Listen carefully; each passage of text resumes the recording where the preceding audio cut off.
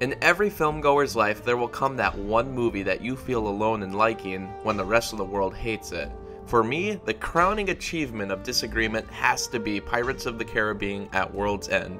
Granted, it was the first Pirates movie I saw in theaters, and even as a kid I knew it was way too long of a movie, but I will never forget the feeling of the scope and size of such an intensely large film.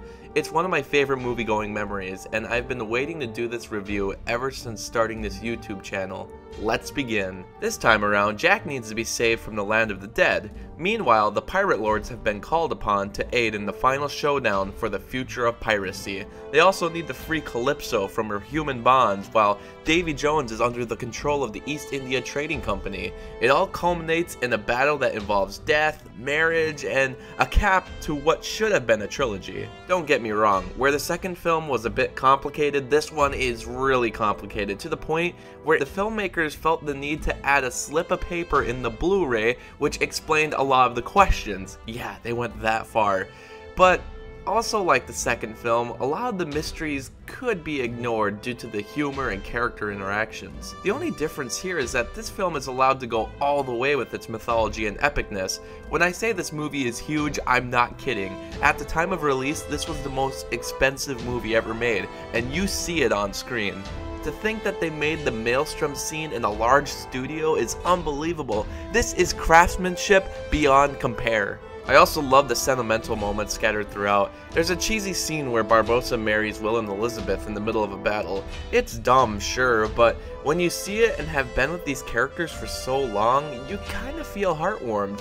But yeah, the other Will and Elizabeth scenes are really cringy at times, and kind of unnecessary, but they go by quick. I love when Jack meets the dead Kraken. It's probably my favorite scene in the movie because it really brings Jack to a human level. The entire series has been his chase to live on forever, but when he sees that the most famous of mythological beings ends up dying on the beach alone, I really feel like he feels mortal for the first time. It all leads to one of the greatest final battles in movie history. There's sword fights, guns, cannons, and Jack just trying to find a way to avoid all the rubbish. It goes on for nearly an hour, but I love every minute of it. It ends with Jack being put in a position where he has to give up his chance at immortality, and Beckett's ship finally comes down, with his death being beyond beautiful.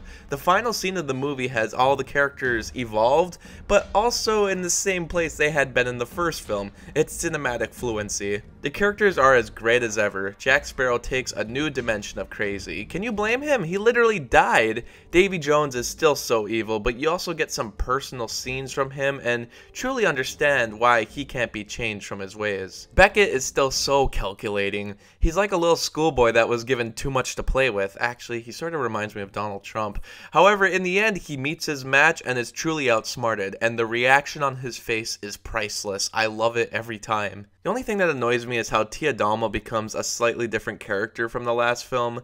I guess it has a specific reason, but I don't know. I think a lot of her motivations came out of nowhere. It's also just great to see Barbossa as a protagonist this time around, because I loved him in the first film and it was great to have him back. The effects, what can I say, they're dazzling. Davy Jones looks amazing, and the cinematography is astounding. The other films in the series look great too, but there's something specifically with this one, with the unnatural colors and huge shots that makes it stand out of the crowd. Tons of these scenes could work as desktop backgrounds or posters. The look of this film itself is a masterpiece. Hans Zimmer is simply at his best here. This is my favorite score from him, and it's probably one of my top 5 scores in any movie ever. I probably ignore a lot of the plot holes simply because the score is that good. I'd suggest that if you don't want to see this movie, at least mute it and play the score, because it's worth it. It's so large and majestic, it earns little scenes like a ship entering a canyon into a breathtaking sequence. The music during the wedding, during Beckett's death, during Elizabeth's speech, and the end credits are some of the most ambitious contributions to action movies that I've seen in decades. I know some people are put off by how extreme this series went, but for me, we hadn't seen a movie like this in a long time. There was Star Wars, Matrix, Lord of the Rings, and you know what? Why can't people my age get something like that? I love this movie, but I've accepted that it's not as good as the first film. It's not nearly as tightly packed of a story, there's probably one too many confusing things, but at least it has every aspect needed for the definition of a pirate film, while going the extra mile to add levity and scope to the franchise. This would have been an amazing finale to the series, however they just had to ruin it. If you hadn't seen this one, or remember hating it, just take into account what I said about it, like the cinematography, the music, or the overall electric charge this movie has, and give it a second chance. If you can see it on the big screen, go for it, and tell me about it while you do. I would give anything to see this one more time in the theater. I prefer rum. Rum's good.